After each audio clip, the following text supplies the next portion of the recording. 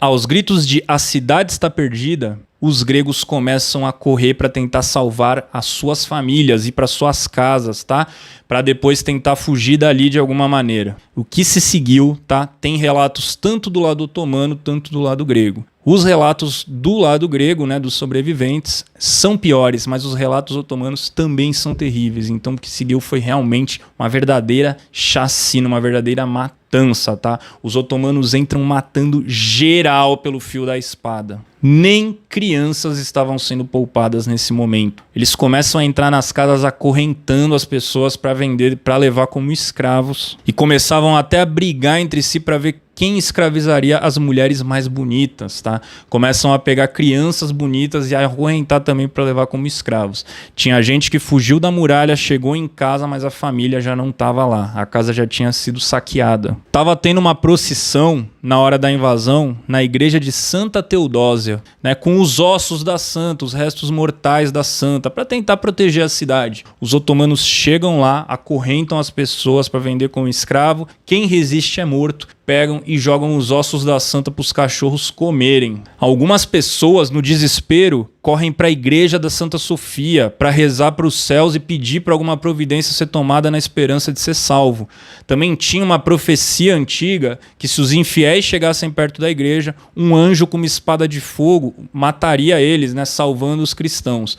Mas o que aconteceu é que a igreja foi tomada pelos otomanos, quem estava lá ou morreu ou foi levado de escravo, e a igreja foi saqueada e até parcialmente destruída. Hoje ela está sobre os 4 pilares do Islã. Os mosaicos que sobraram, né, que não foram destruídos, que não tacaram gesso em cima, eles estão cobertos, tá, por panos. E ela é utilizada como mesquita, né? Depois de muito tempo ter ficado como museu, o governo agora atual da Turquia, ultranacionalista, quis ali converter a igreja em mesquita, né, para mostrar força. Deixou de ser museu e virou mesquita, os desenhos foram cobertos.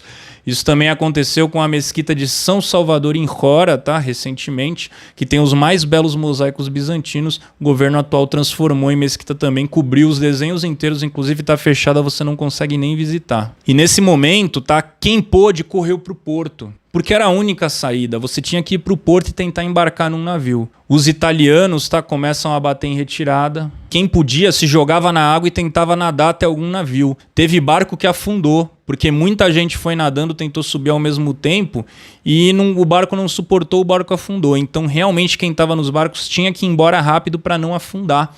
Quem conseguiu embarcou num navio para fugir nesse momento. E quem não conseguiu ficou desesperado pedindo para os navios voltarem para o porto para se salvar. Porque sabia que os turcos estavam chegando ali naquela região, precisavam fugir rápido. Enquanto isso, os otomanos invadindo igreja, invadindo mosteiro. Relatos de que freiras foram estupradas, tá? Riqueza toda foi roubada, que tinha ainda, que tinha foi roubado. Então assim, quem sobreviveu ficou extremamente traumatizado com o evento, né? Tem relatos aí de pessoas que sobreviveram, que perdeu gente da família, ou que conseguiu até comprar como escravo depois alguma pessoa da família, mas que ficou extremamente traumatizado no exterior, tá? Vivendo aí da nostalgia da sua grande cidade, da sua grande Bizâncio, vivendo como um estrangeiro, tá, em outra cidade, em outro local, até questionando por que estava vivo. Tem relatos de pessoas questionando por que de estarem vivendo, que viviam com uma grande tristeza, tá, depois desses acontecimentos. Lembra que eu falei que tinha um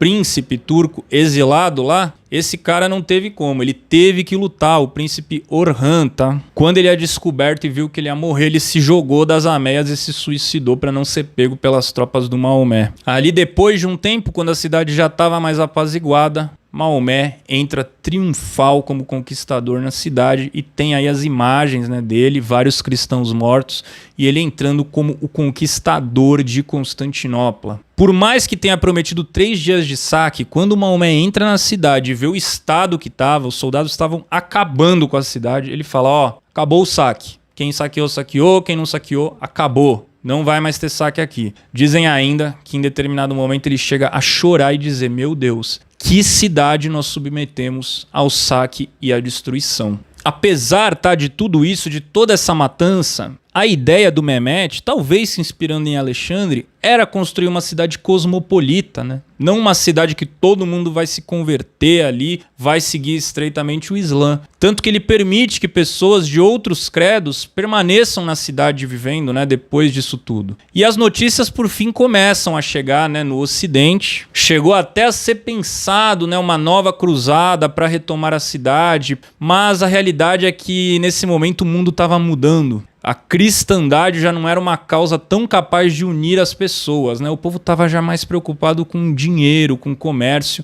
do que simplesmente seguir a fé ali, como nas outras cruzadas, que as pessoas gastavam dinheiro e iam, às vezes morriam, para ter uma salvação futura, né? E o Mehmet, então, mantém pessoas de outras culturas, de outros credos, e deixa elas permanecerem na cidade.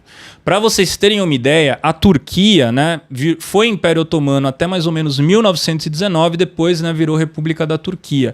A Turquia sempre foi um país assim dos mais laicos, né, dos mais permissivos, que sempre tolerou pessoas de outras religiões.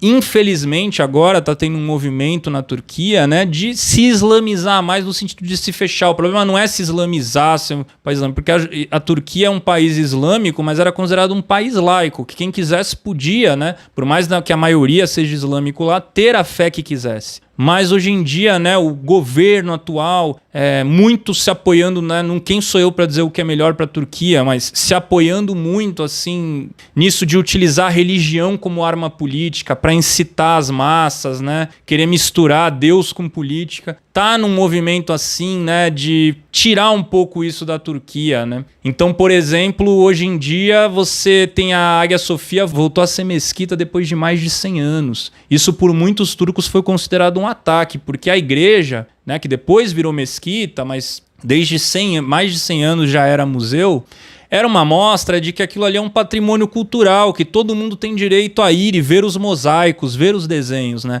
Hoje você chega lá, o setor dos mosaicos você não consegue entrar e os que tem na igreja estão cobertos, você não consegue ver os mosaicos. Você não consegue, por exemplo, visitar São Salvador de Hora, virou mesquita, está tudo coberto, tudo fechado, você não consegue ir lá, né? A própria parte bizantina do museu de Istambul, que é um museu maravilhoso, dos melhores do mundo, eu não consegui visitar. Diziam que estava em reforma, mas não tinha previsão quando eu conseguiria visitar.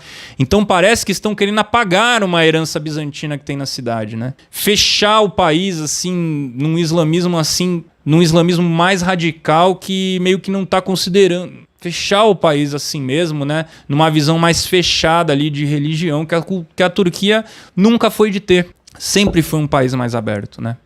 E do lado grego eu posso dizer, tá, que até hoje tem um ressentimento muito grande, tá, com essa perda dessa cidade, porque a cidade foi fundada e ficou quase 2000 anos, né, na mão dos gregos. Então você perder uma cidade que tem um ponto estratégico tão importante, sei lá, quase 30% do PIB da Turquia vem dessa cidade, todas as rotas de aeroporto, avião, passa tudo por lá, porque é um ponto muito estratégico. Você perder a sua cidade da maneira que se perdeu para os gregos até hoje, tá, é um trauma muito grande. Eu estava lá agora 4 meses atrás, e eu visitei a Grécia, depois eu fui para Istambul, né? Eu comentei lá com um senhor super educado, tá super cosmopolita. Eu tava conversando, eu comentei que iria depois para Istambul, né? Me chamaram a atenção, né? Um senhor me chamou a atenção e falou: ó, vou te dar um toque, já que você tá aqui na Grécia. Esse nome que você falou, a gente não usa aqui, tá? O nome da cidade é Constantinopla, não é Istambul. Então, se você for falar que você vai para lá, fala que você vai para Constantinopla. E quando eu tava rindo no avião, né, quando a gente chegou em Constantinopla, em Istambul, o avião ia aterrissar, em inglês falou, né, acabamos de chegar em Istambul, em grego falou, ó, acabamos de chegar em Constantinopla. Então, em grego não se usa esse nome Istambul, por mais que a Turquia queira que se utilize, né? Os países ali estão muito próximos, é complicada a relação Turquia e Grécia, ainda mais agora com esse governo atual da Turquia, tá? Porque muitas áreas da Turquia eram áreas que pertenciam à Grécia, é uma confusão. A Grécia ficou mais de 400 anos, tá, sob o domínio turco.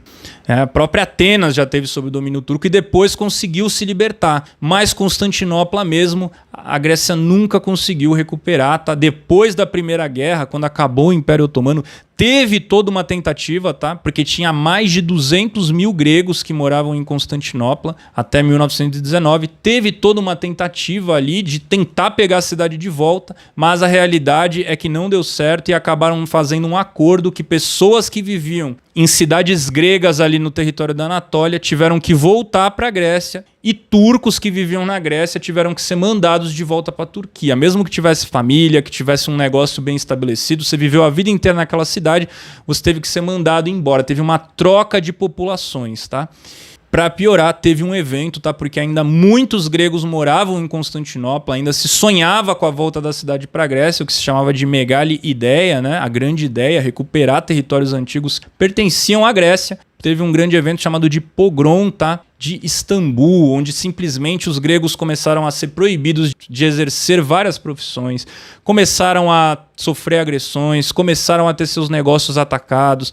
Então teve uma emigração em massa de gregos de Istambul. Hoje tem aproximadamente 2 mil gregos só lá, numa cidade, sei lá, de 20 milhões de habitantes, tá? Esse número de gregos que tinha lá até os anos 40, agora 1940, ele declinou muito e hoje realmente a cidade está mais fortalecida e essa ideia de Megali Ideia de recuperar a cidade, recuperar esse território um dia para a Grécia, ela perdeu a força, né? Não foi mais para frente, mas a cidade ocupa o imaginário dos gregos, eles têm ainda muito ressentimento, tá? Dessa, entre aspas, colonização turca, desse domínio turco que eles sofreram por mais de 400 anos. E eu quero deixar um recado final aqui, tá? Porque existe, infelizmente, muita gente que confunde as coisas e a gente tende a ver um lado como o lado do bem e o lado do mal. Mas a grande realidade, tá, é que os cristãos, que nesse caso aqui foram vítimas, tá? Teve essa chacina depois que os otomanos entraram em Constantinopla. Eles também já fizeram coisas muito parecidas com os muçulmanos, né?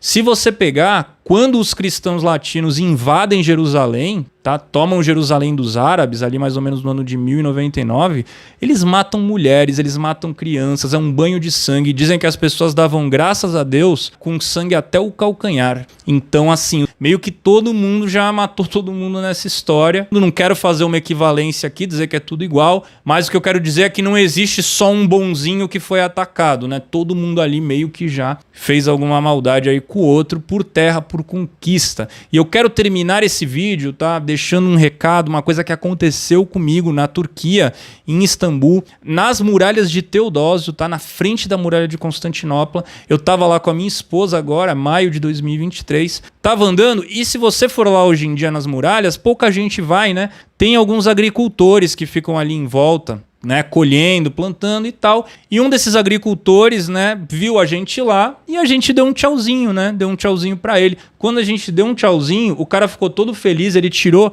uma flor pra mim e uma flor pra minha esposa lá de onde ele tava. Ele pegou, tirou, levou, bateu no peito, deu a flor pra gente. O cara não falava inglês, tá? Falava só turco.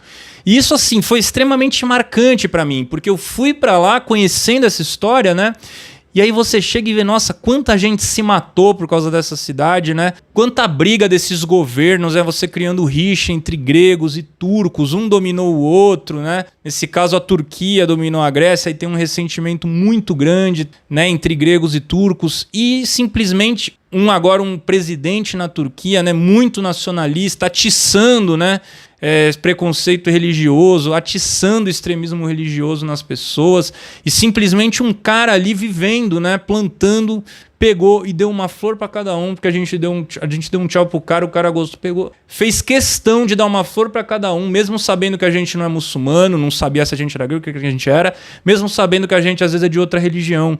Então às vezes as pessoas ficam se matando por religião, políticos ficam agitando as pessoas para se odiarem por causa de religião, falar que o outro é infiel, que o outro é não sei o quê, e nesse meio tempo tem pessoas normais querendo viver, querendo sobreviver, querendo ser feliz, que não vão te julgar por causa da tua religião, do teu credo.